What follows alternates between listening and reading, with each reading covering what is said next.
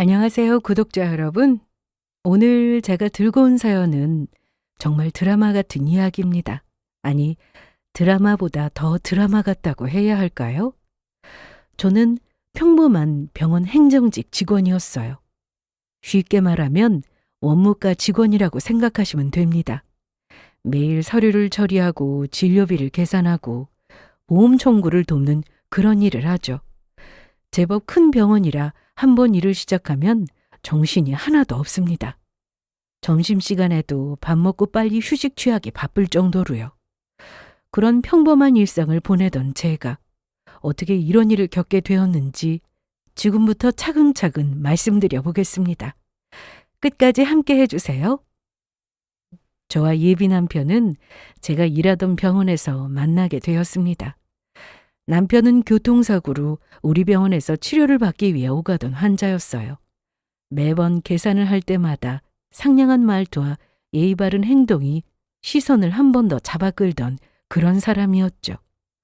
몇 번의 진료가 끝난 후 마지막 치료를 받던 날, 그가 수납 창구로 왔습니다. 카드로 결제를 하면서 명함 한 장을 건네더군요. 이상형이라서 연락드려요. 밥이나 함께 하고 싶습니다. 명함 뒷면에 깔끔한 글씨로 적힌 메모였습니다. 솔직히 그때는 조금 당황스러웠지만 나쁘지 않았어요. 명함을 보니 외식 프랜차이즈 본사 직원이더라고요. 직장도 괜찮아 보였고 무엇보다 처음 본 인상이 나쁘지 않았으니까요. 첫 만남은 그렇게 시작되었습니다. 깔끔한 차림에 조리 있는 말투, 적당한 유머 감각까지 갖춘 사람이었어요. 첫인상보다 만나면 만날수록 더 좋은 사람이라 생각되더라고요. 배려심도 있어 보였고 대화도 잘 통했고요. 그렇게 밥 한 번이 영화 한 번이 되고 여러 날을 보내며 저희는 연인 사이가 되었습니다. 연애를 하는 동안에도 쭉 좋았어요. 다투는 일도 거의 없었고 다툼이 있더라도 대화로 충분히 해결할 수 있었죠. 어느새 사계절이 함께하게 되었고 그때쯤부터 자연스럽게 결혼 이야기가 오가기 시작했습니다. 처음엔 물 흐르듯 자연스럽게 흘러가는 상황들이 좋았어요. 예비 남편은 믿음직스러웠고 함께한 시간 동안 저를 충분히 존중해 준다고 느꼈으니까요. 무엇보다 예비 시모와 시누이도 괜찮은 사람이었습니다. 예비 시모는 교단에 있으시다 은퇴하신 분으로 용모가 단정하신 편이었고 시누이는 작은 뷰티샵을 운영하고 있다 하더군요. 가정 환경도 무난해 보였고 결혼은 순조롭게 흘러가는 듯 했죠. 하지만 그것도 잠시뿐이었습니다. 막상 결혼 준비가 시작되자 조금씩 균열이 보이기 시작했어요. 처음엔 예비 시모가 그러셨어요. 우리 요란하게 굴지 말고 생략할 건 생략하고 간소하게 그렇게 하자꾸나. 괜히 허세 부릴 필요가 뭐가 있니? 그렇지 않아도 같은 생각을 하고 있던 터라 예비 시모의 이런 말이 참 고맙더라고요. 하지만 그것도 잠시였습니다. 일주일도 채 지나지 않아 다시 연락이 와 말을 손바닥 뒤집듯 바꿔버리더라고요. 내가 아들이 여럿 있는 것도 아니고 딱 하나 있는데 아무리 못해도 남들 하는 만큼은 해야 하지 않겠니? 우리 아들이 못난 것도 아니고 어디 내놔도 아까운 아들 장가 보내는데 제대로 받고 싶구나. 그래서 말인데 이왕 하는 김에 남들 부끄럽지 않게 잘 갖춰서 해오려무나. 순간 멍하더라고요. 제가 먼저 간소하게 하자고 한 것도 아니었어요. 본인이 그렇게 말해놓고선 마치 제가 그렇게 해달라고 한 사람인 것처럼 말하니까 진짜 할 말이 없더라고요. 당연히 기분도 좋지 않았죠. 갑자기 말을 바꾸는 것도 그렇지만 무엇보다 손해를 보는 결혼시킨다는 투의 말투가 너무 거슬렸어요. 결국 저는 그 얘기를 예비 남편에게도 했습니다. 근데 예비 남편은 별일 아니라는 듯 피식 웃더라고요. 그런 일이 있었어? 아마 친구분들 만나서 결혼 이야기 하시다가 예단 예물 이야기 나와서 그러는가 봐. 그건 신경 쓰지 마. 내가 엄마한테 잘 이야기할 테니까. 늘 이렇게 웃으며 저를 안심시켜 주었지만 상황이 크게 달라지진 않았습니다. 결국엔 예비 시모가 원하는 대로 예단과 예물을 준비해야 했죠. 그 상황이 조금 짜증나긴 했지만 그 선택을 한 건 결국 저였어요. 남편에게 다시 한번 이야기해서 아예 예단 예물을 생략하자고 할 수도 있었지만 평생 그 일로 핀잔을 듣느니 차라리 지금 예비 시모 뜻대로 하는 게 낫겠다는 생각이 들더군요.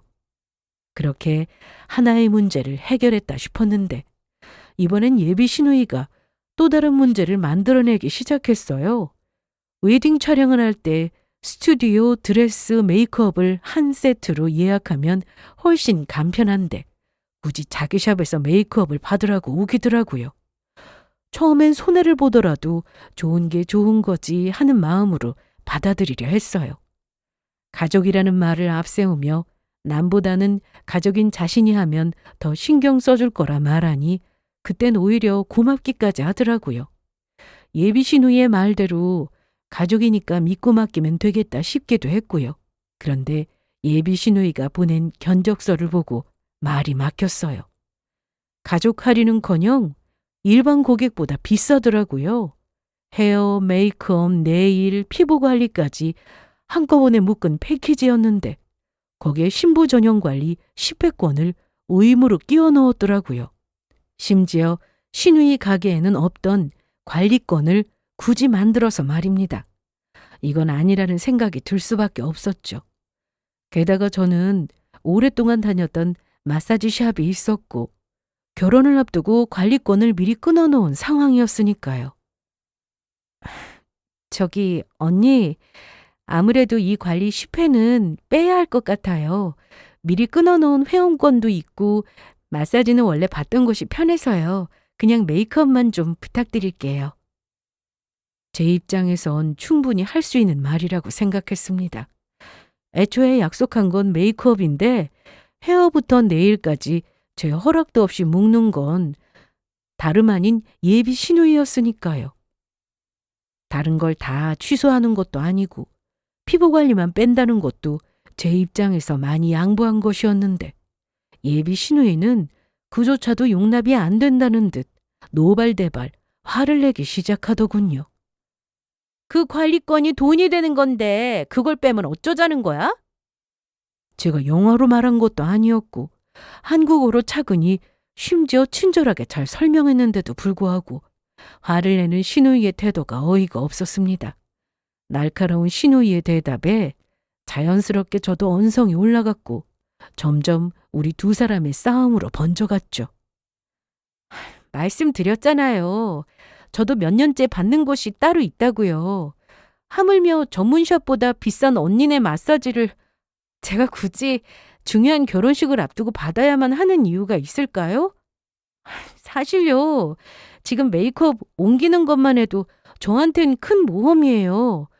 이제 곧 가족이니까 믿고 맡기는 거라고요. 그런데 이런 식으로 형님이 절 호구 손님으로 대하면 저도 생각이 좀 바뀌지 않을까요? 호구로 보는 게 아니라 이왕 메이크업도 나한테 맡긴 김에 피부 관리도 나한테 맡기면 좋겠다 싶어서 그런 거지. 하여튼 다시 한번 생각해 보라니까.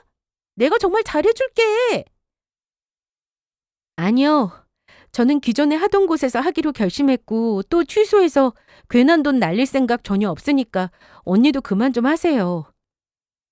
예비 시누이는 제 앞에서는 입을 다물었지만 그 후로 예비 남편에게 전화를 한 모양이었어요. 얼마나 우는 소리를 해댔는지 한 번도 중립적인 입장을 깨지 않았던 예비 남편이 저에게 섭섭한 티를 내더라고요. 자기야, 누나한테 다 들었는데 그냥 누나 가게에서 다 하면 안 돼? 누나가 많이 섭섭해해서 그래. 돈이 문제인 거면 내가 줄게. 그러니까 자기는 기분 좋게 가서 마사지만 받아, 어? 견적서 보고나 말해. 필요도 없는 마사지 값으로 무려 250만 원이나 해놨는데 그걸 그냥 받아? 다른 것도 그래. 가족이라서 더 신경 쓴다더니 가격에만 신경 쓰셨나 봐? 메이크업만 전문으로 하는 샵보다 가격이 훨씬 더 비싼 게 말이나 돼? 이 돈이면 유명한 곳에서 받는 게 낫지 않겠어? 그건 누나가 실수로 잘못 계산한 거겠지. 내가 한번 물어볼게. 당황스러울 수밖에 없었죠. 예비 시누이의 말만 들었을 땐 저만 매정해 보였겠지만 실상은 오히려 제가 당하는 것이 훤히 보였을 테니까요. 견적서를 건네받은 예비 남편은 본인이 잘 말해보겠다고 하며 대화를 마무리했고 언제나처럼 해결되는 건 아무것도 없었죠. 그냥 시간만 끌다가 흐지부지 어물쩍 넘어가길 바라는 것 같았어요.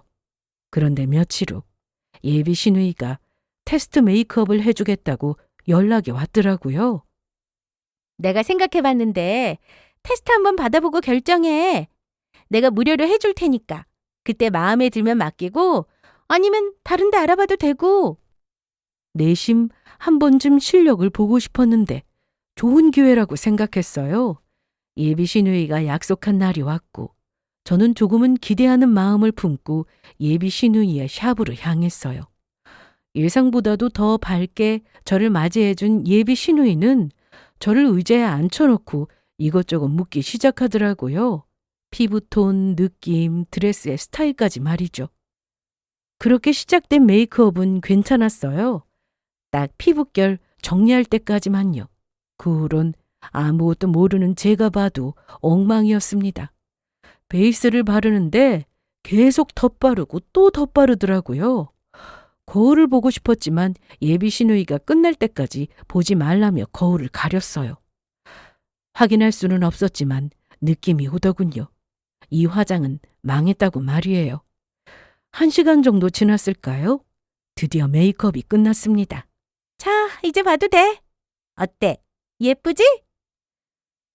거울을 보는 순간 말문이 막혔습니다. 제 얼굴이 아니었어요. 화장이 너무 두껍게 발라져 있어서 피부가 숨을 못 쉴 것 같았고 색감도 제 피부톤과 전혀 맞지 않았습니다. 눈화장은 또 어떻고요. 속눈썹이 너무 진하게 발라져서 거미다리 같았어요. 거울 속 제 모습은 정말 끔찍했어요. 이게 신부 메이크업이라고? 동네 잔치 분장도 이것보단 낫겠다 싶었죠. 미간은 점점 구겨졌고 그곳에 계속 있다간 제 손으로 그 화장을 다 지워버릴 것 같아 서둘러 짐을 챙겨 나오려던 때였어요. 예비 시누이가 제 앞을 막아서더니 손을 내밀고 이렇게 말하더라고요. 내가 특별히 할인해서 15만 원만 받을게. 당연히 현금가인 건 알고 있지? 카드로 하면 수수료 덧붙여서 계산하고. 네? 무료라고 하지 않으셨어요? 테스트는 무료지. 근데 지금 풀 메이크업까지 다 했잖아. 이건 15만 원이야. 무슨 소리예요? 테스트 메이크업 해준다고 해서 온 건데. 테스트도 했고 풀 메이크업도 했으니까 당연히 돈 내야지. 설마 모조리 다 공짜라고 생각한 건 아니지? 그건 도둑놈 심보지. 내 계좌번호 알지? 현금 없으면 그쪽으로 입금해줘도 되니까 편한 대로 해. 어이가 없었습니다. 처음부터 이럴 생각이었던 거죠. 무료라고 해놓고 나중에 돈을 받으려던 속셈이었던 겁니다. 말다툼을 하자니 더 시간만 낭비될 것 같아서 일단 15만 원을 계좌로 입금했습니다. 가게를 나오면서 화가 치밀어 올랐어요. 이게 가족이 할 짓인가 싶었죠. 그래도 이 화장 그대로 예비 남편을 만나보기로 했습니다. 직접 보여주는 게 말로 하는 것보다 나을 것 같았거든요. 약속 장소로 가니 예비 남편이 먼저 와 있었습니다. 저를 보더니 깜짝 놀라는 표정을 지었어요. 아이, 깜짝이야. 자기 얼굴이 이게 뭐야? 오늘 화장이 왜 그래? 왜? 이상해? 이거 15만 원이나 주고 한 건데. 뭐? 이걸 돈 주고 했단 말이야? 거기 제대로 된 샵 맞아? 전문가라는 사람이 어떻게 사람 얼굴을 이따위로 해놓을 수가 있어? 거기 어디야? 당장 내가 가서 환불 받아올 테니까 가게 주소 말해.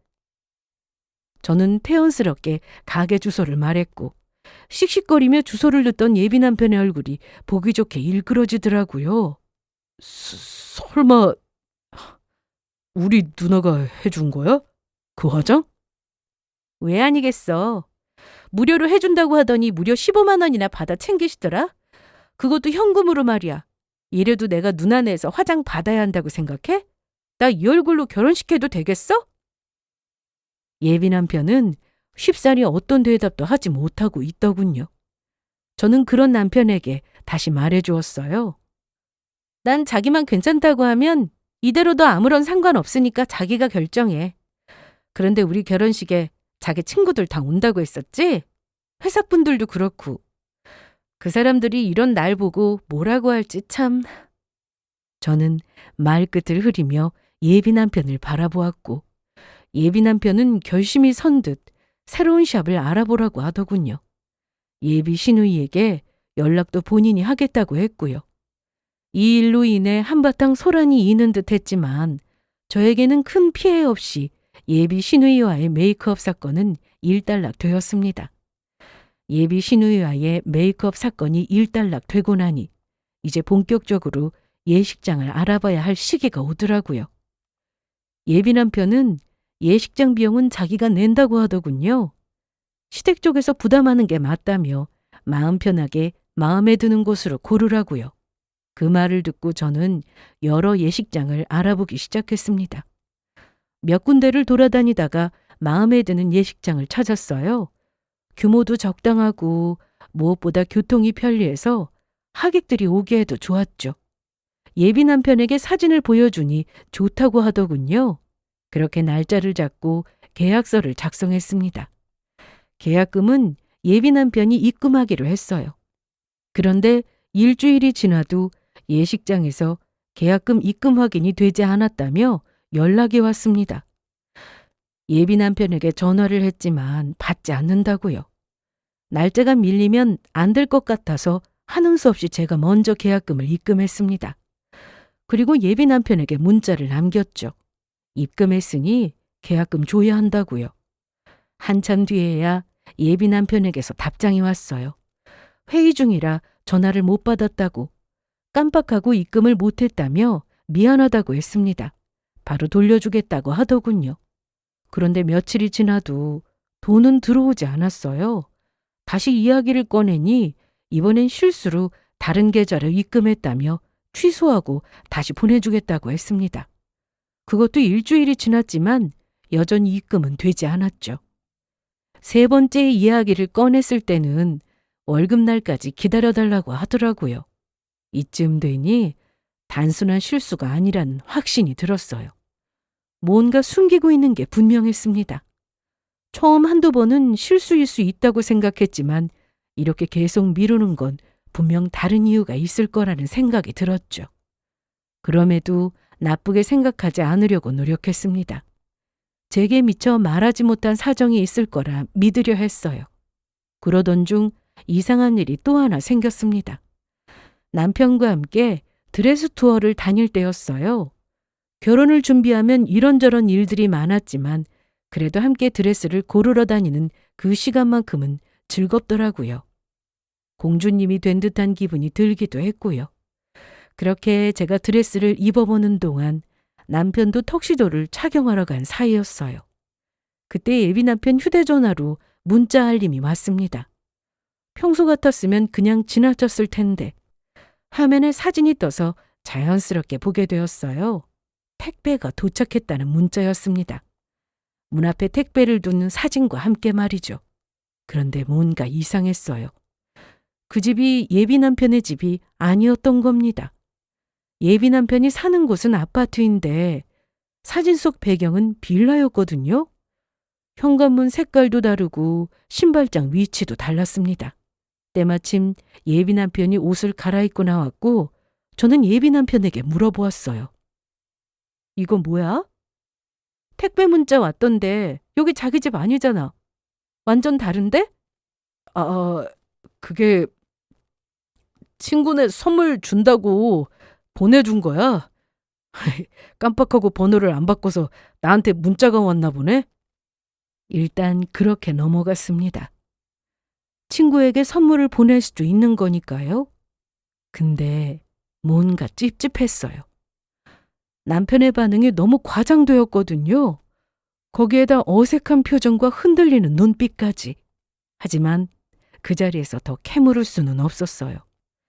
드레스샵 직원들도 있었고 분위기를 깨고 싶지 않았거든요.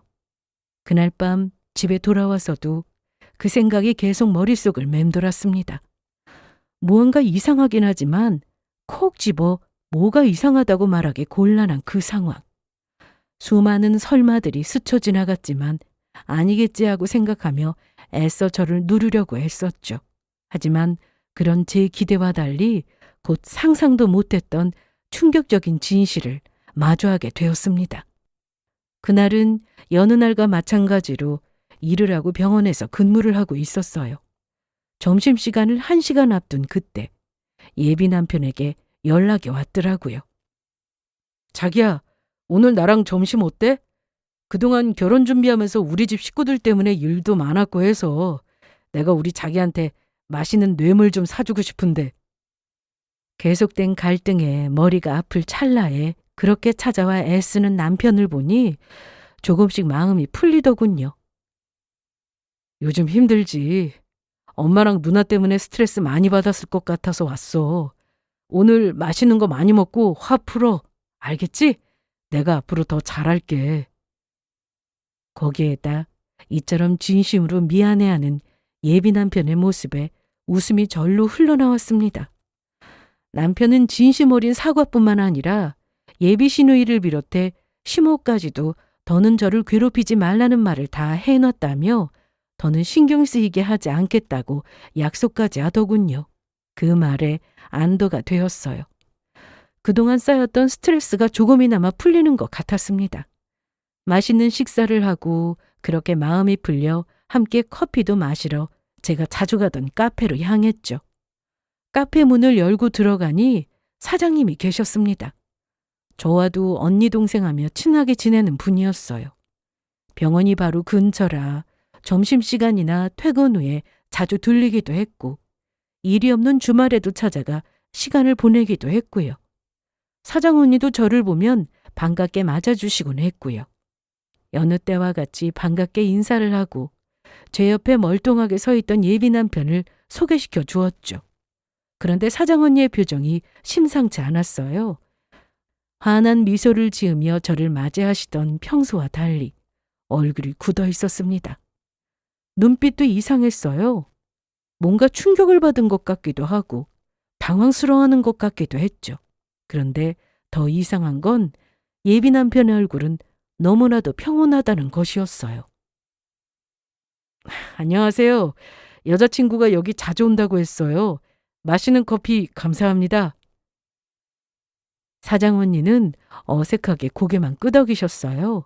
입이 달싹거리는 것이 무슨 할 말이 있는 것이 분명한데 아무런 말 없이 돌아서더라고요. 그냥 개인적인 일이 있으신가. 그래서 저와 상담 같은 것이 필요한가 했어요. 평소에도 고민이 있으면 조금씩 이야기를 나누고 하던 터라 그렇게 생각했던 것이었죠. 저와 예비 남편은 자리에 앉아 차를 나누어 마셨고 점심시간이 끝나갈 무렵 자리에서 일어났어요. 그런데 그때 사장 언니가 급하게 저를 부른다 싶더니 제 손에 쪽지를 쥐어주더라고요. 매우 비밀스럽게 예비 남편이 보지 못하도록 조심스럽게요. 사장님의 눈빛은 꼭 혼자서 봐라는 메시지를 담고 있었고 저는 태연히 쪽지를 주머니에 넣었습니다. 병원으로 돌아가는 내내 어찌나 쪽지 내용이 궁금한지 예비 남편과 무슨 이야기를 나누었는지조차 기억이 나지 않을 지경이었죠. 어느새 병원에 도착했고 예비 남편을 보낸 후 저는 재빠르게 화장실로 달려갔습니다. 지체 없이 종이를 꺼내 펼쳐본 저는 충격에 빠질 수밖에 없었어요. 그놈 사기꾼이야. 다급하게 휘갈겨 쓴 글자가 얼마나 다급했는지 알려주는 듯 했습니다. 온몸이 얼어붙은 듯 한참을 가만히 서 있었어요. 무슨 드라마도 아니고 이게 무슨 상황인가 싶었죠. 사기꾼이라니. 제가 결혼할 남자가? 도대체 무슨 의미인지 이해가 될 수 없는 상황이었습니다. 하지만 사장 언니가 그런 것으로 거짓말을 할 사람도 아니었어요. 분명 이유가 있을 것이고 그날 하루 종일 일이 손에 잡히지 않았어요. 환자분들과 이야기를 나누면서도 서류를 처리하면서도 계속 그 쪽지가 머릿속을 맴돌았습니다. 어떻게 일을 했는지 기억도 제대로 나지 않은 채 퇴근 시간이 왔어요. 평소보다 5분 일찍 자리를 정리하고 곧장 카페로 달려갔죠. 사장 언니를 만나봐야 했습니다. 도대체 무슨 일인지 알아야 했으니까요. 카페 문을 열고 들어가니 사장 언니도 저를 기다렸다는 듯 저를 보자마자 곧장 이야기를 시작하셨습니다. 그 사람 말이야, 내가 본 적이 있어. 3년 전이었어. 이렇게 시작한 말은 충격 그 자체였어요. 내가 말했었지? 3년 전에 다른 곳에서 가게 했었다고? 그때 임산부랑 어떤 남자가 카페로 온 적이 있었어. 그냥 지인이 아니라 부부 사이가 확실했어. 여보라고 부르면서 꽤 다정했거든. 사장 언니는 그때가 또다시 떠오른 듯 미간을 잠시 찌푸린다 싶더니 다시금 말을 이어나가더군요. 커피 2잔이랑 디저트를 꽤 많이 시키더라고. 이것처럼 막 집어먹는다 싶더니 갑자기 소리를 지르는 거야. 음료에 이상한 게 들어가 있는 것 같다 그러고 보니 디저트 맛도 이상한 것 같다. 임산부한테 잘못되면 어떻게 할 거냐 고래고래 고함을 지르더니 환불은 당연하고 보상까지 해달라고 하더라.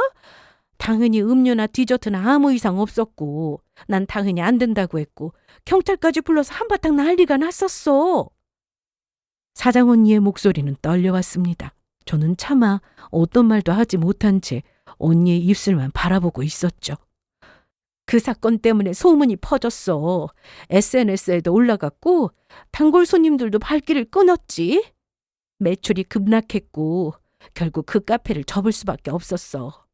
그렇게 가게 접으면서 잊고 지냈는데 오늘 여기서 다시 본 거야, 그 남자를.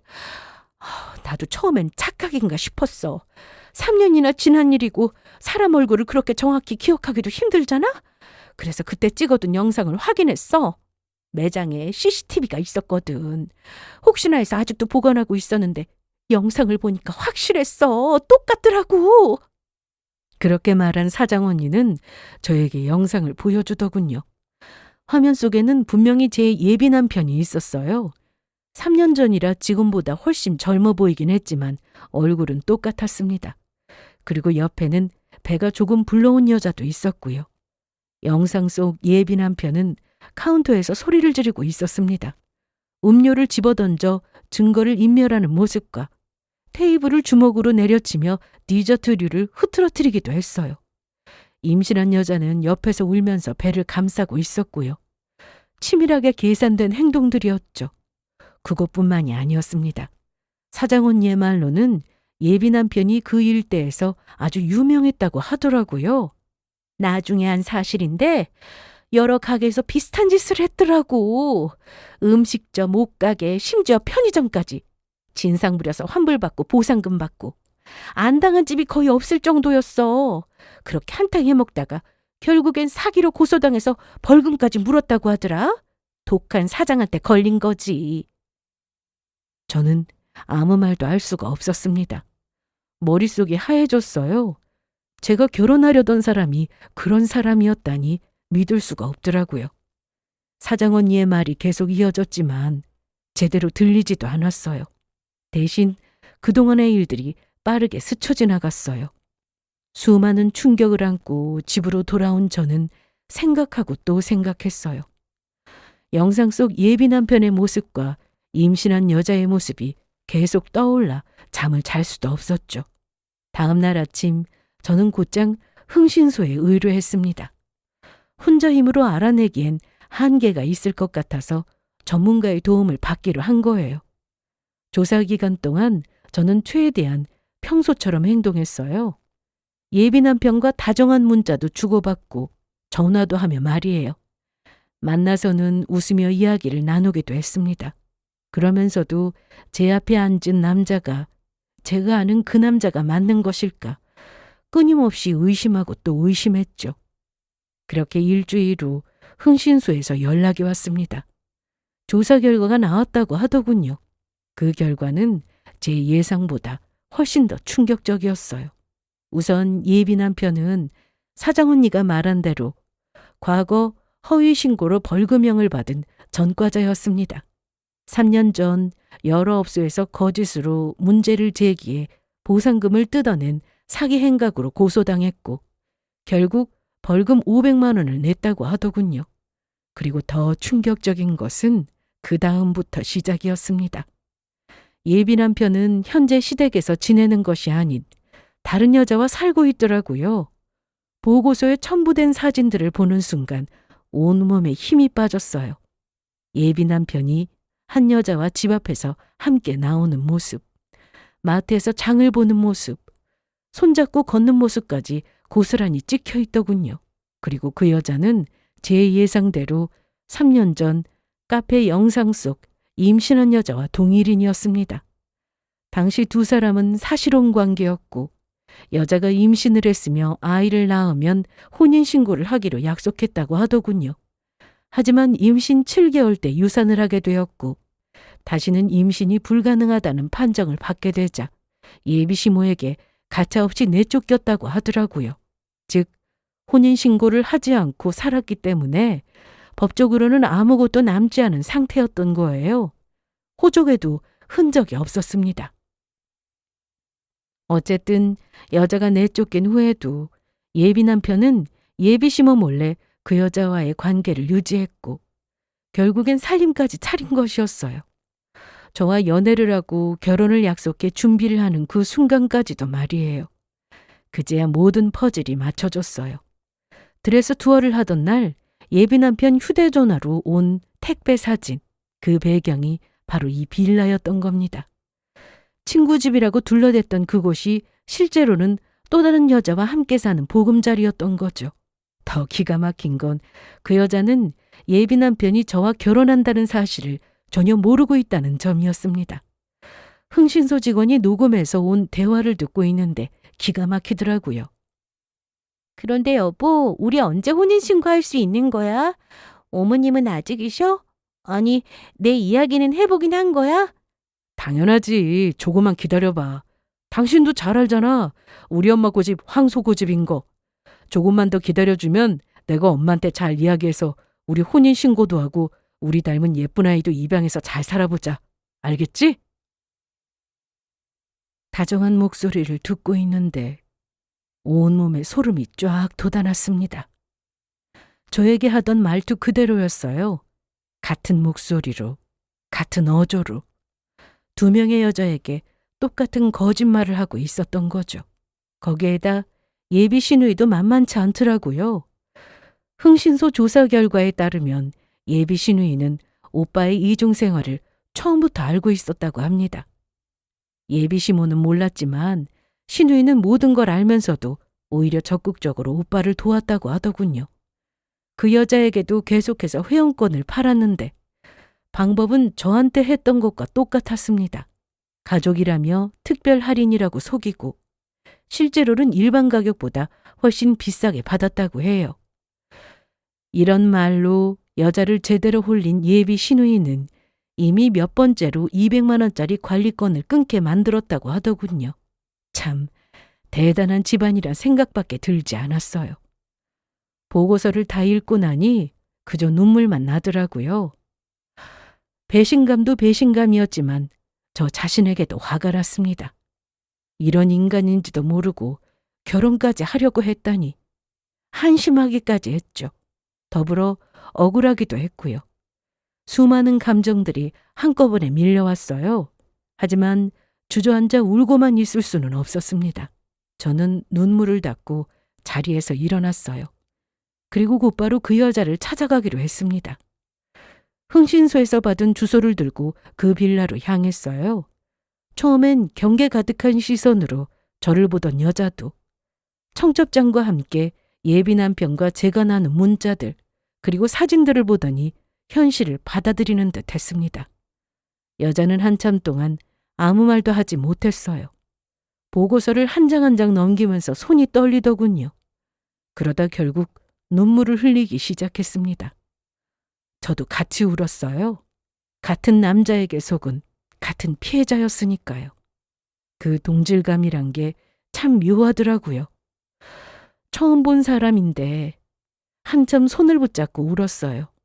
그렇게 한참을 울던 저희는 복수의 계획을 세우기로 했습니다. 여러 증거는 이미 제 손에 있었고 저희는 최적의 타이밍을 노려 모든 걸 밝히기로 했죠. 그리고 대망의 디데이 날이 왔어요.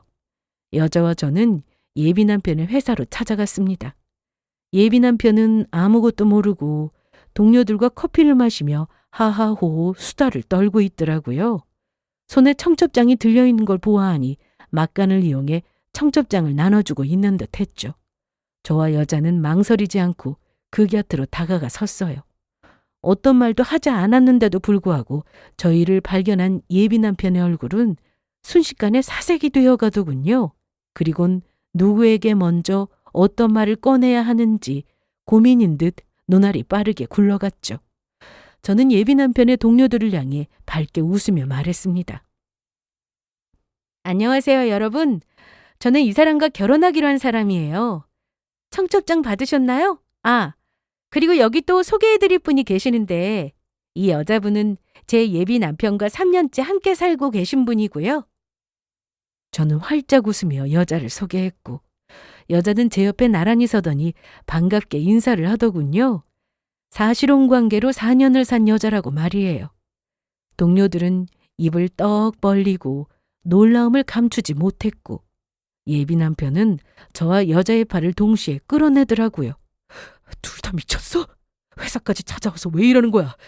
일단 나가서 이야기하자고. 저와 여자는 동시에 그 팔을 뿌리쳤어요. 그와 동시에 저는 휴대전화를 꺼내 예비 남편이 여자에게 홀리던 달콤한 말이 담긴 녹음 파일을 재생했죠. 곧 결혼하자는 말, 우리 닮은 아기 입양해서 잘 살아가자는 말이 사무실에 울려 퍼졌습니다. 동료들의 표정이 일그러졌어요. 누군가 휴대전화를 꺼내 영상을 찍기 시작했죠.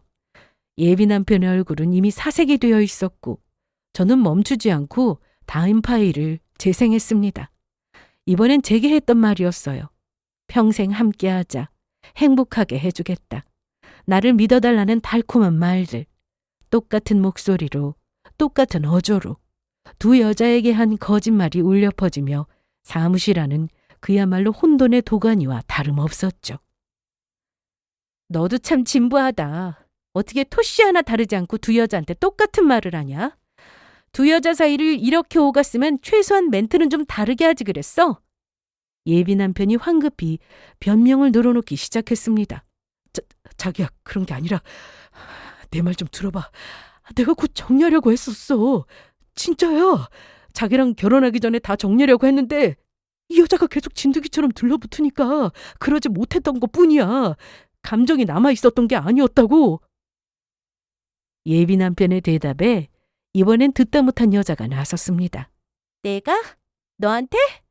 야, 거짓말도 적당히 해야 들어주지. 너 기억 안 나? 내가 이렇게 지내는 거 지긋지긋하다고 그만하자고 할 때마다 뭐라고 그랬니? 조금만 더 기다려달라고 나 없이는 못 산다고 붙잡았던 거 내가 아니라 너야. 그런데 이제 와서 이런 취급을 한다고? 너 그러다 진짜 천벌받아. 예비 남편은 여자가 따지고 들자 다시 얼굴을 바꾸고 여자에게 다가가며 이렇게 말하더군요. 미안해. 정말 미안해. 내가 정리 못한 게 잘못이야. 근데 자기는 알잖아. 우리 엄마가 얼마나... 또 어머니 핑계야? 3년 동안 똑같은 소리만 했잖아. 어머니 설득 중이라고. 조금만 기다리라고. 그동안 넌 다른 여자랑 결혼 준비하고 있었던 거잖아. 그리고 그 타이밍에 저도 말을 보탰습니다. 나한테도 똑같은 말 했었잖아. 엄마가 까다로우시다고. 누나가 좀 그렇다고. 그러면서 나보고 이해해달라고 했지. 당신은 거짓말도 참 진부하구나. 예비 남편이 저를 향해 손을 뻗었습니다.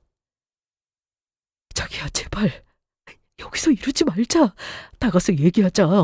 회사 사람들이 다 보잖아. 왜? 창피해? 아니면 회사 생활에 지장이라도 있을까 봐 걱정돼? 남의 인생은 망가뜨려 놓고선 네 인생에 흠집 나는 건 그렇게 싫었어? 이 이기적인 놈아? 저의 절기어린 외침에 예비 남편은 그 어떤 말도 하지 못하고 고개를 숙이더군요. 변명할 여지도 없었던 거죠. 사무실은 완전히 술렁거렸습니다. 동료들이 수군거리는 소리가 사방에서 들렸어요. 누군가 저런 사람이었어?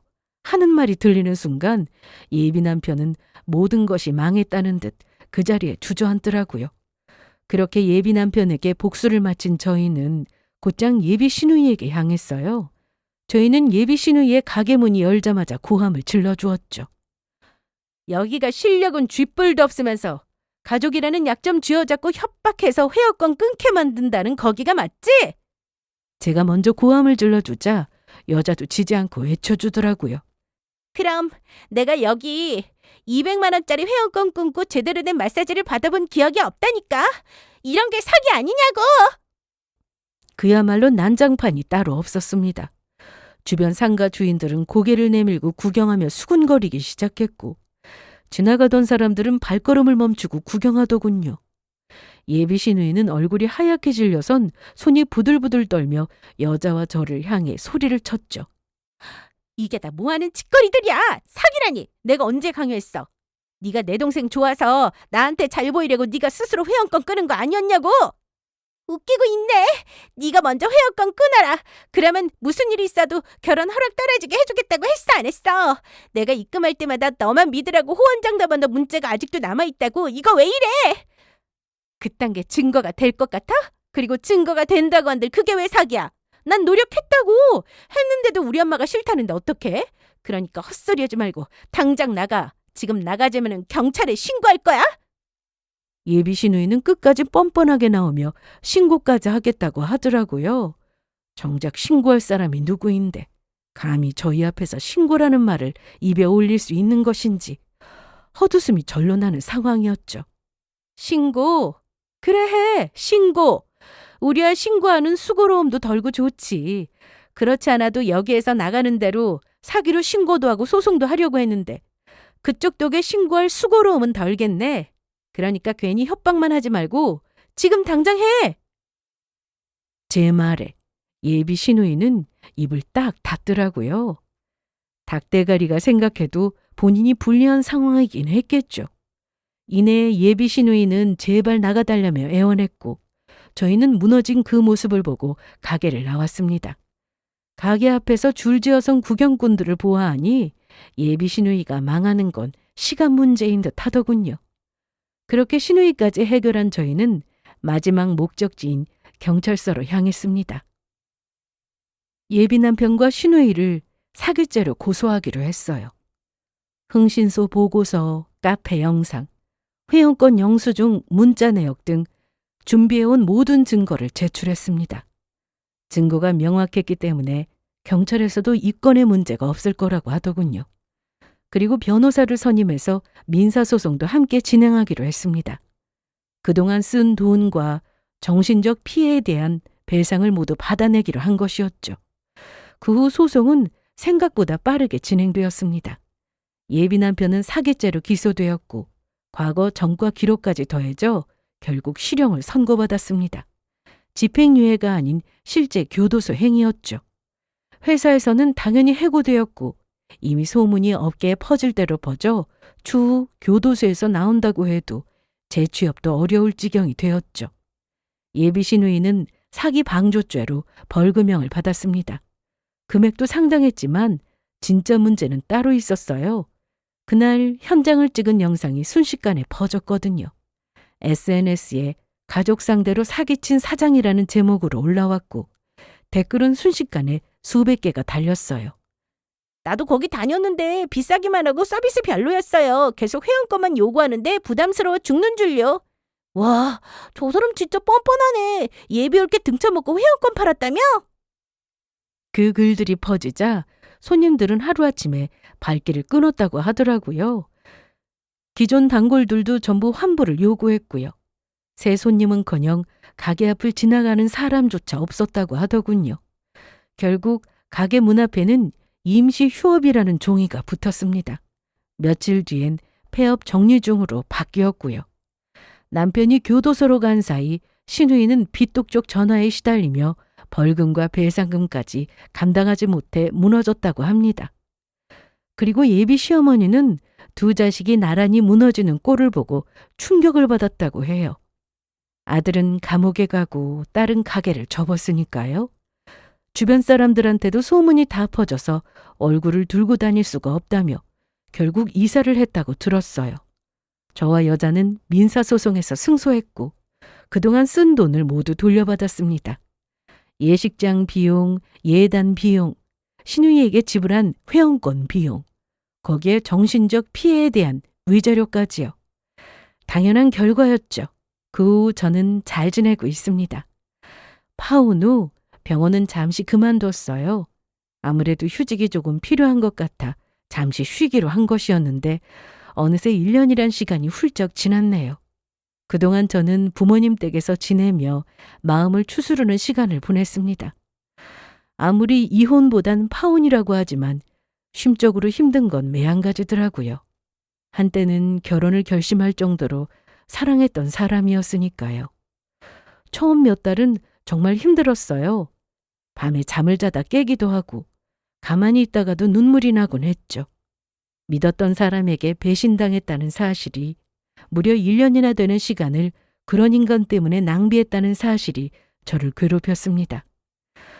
그렇게 몇 달을 어둠 속에서 보내던 저는 문득 깨달았어요. 그 인간들 때문에 지금 이 시간까지 낭비해선 안 된다고요. 그때부터 건강한 삶을 살기 위해 노력했습니다. 심리 상담도 꾸준히 받고 여러 사람을 만나 대화도 많이 나누려고 했어요. 혼자 시간을 보내고 싶은 날엔 조용한 산책로를 찾아 무작정 걷기도 했고요. 그렇게 노력하며 시간이 흐르자 조금씩 나아지더라고요. 그리하여 지금은 잘 이겨냈고 행복하게 잘 지내고 있습니다. 그리고 그 여자와는 지금도 종종 연락하며 지내고 있어요. 같은 아픔을 겪었던 사람이라 그런지 유독 마음이 통하더라고요. 사실 처음엔 서먹했어요. 결국 같은 남자를 사랑했던 사이였으니까요. 하지만 만나서 이야기를 나누다 보니 우리는 경쟁자가 아니라 같은 피해자였다는 걸 다시 한번 깨달았습니다. 그 후로는 자주 만나 밥도 먹고 수다도 떨면서 서로 응원해주고 있어요. 아, 그리고 그 여자도 정말 잘 지내고 있어요. 회사 생활 열심히 하고 연애도 하며 아주 바쁜 나날들을 보내고 있더라고요. 얼마 전에 만났을 때 행복해 보이는 모습을 보니 저도 기뻤습니다. 우리 둘 다 그 힘들었던 시간을 잘 이겨낸 거죠. 저는 다음 달에 일주일가량 여행을 떠날 예정인데요. 제주도로 갈 생각이에요. 혼자만의 시간을 가지면서 바다도 보고 맛있는 것도 먹고 그동안의 일들을 정리하는 시간을 가지려고 합니다. 곧 새로운 병원으로 출근 예정이라 그 전에 마지막으로 기분 전환을 하려고요. 그 여행길에서 힘들었던 일들은 모두 털어내버리고 새로운 일터 그리고 새로운 사랑을 위해 좀 더 준비된 모습으로 돌아오려고 합니다. 부디 제 여행길이 의미 있는 시간이 되길 바라며 저는 이만 물러가 볼게요. 감사합니다.